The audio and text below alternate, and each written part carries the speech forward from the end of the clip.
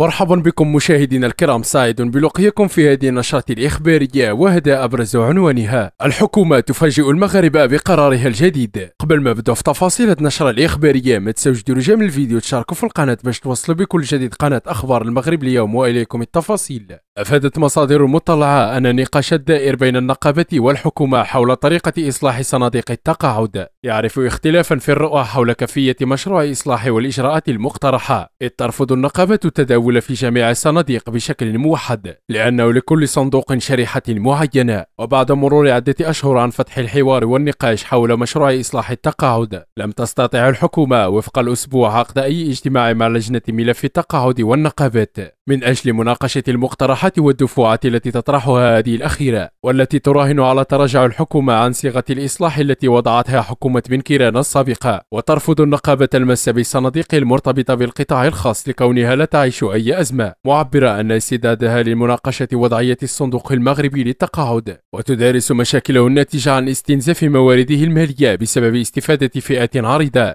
من بينهم المتقاعدون العسكريون. وتؤكد أن الإصلاح يجب أن يخضع لمشاورة حقيقية، لأن أي تنزيل للمشروع دون مقاربة تشاركية سيضر بنصف مليون من المنخرطين في النظام الجماعي لمنح الرواتب. كان معكم مذيع قناة أخبار المغرب اليوم، دمتم في رعاية الله وحفظه.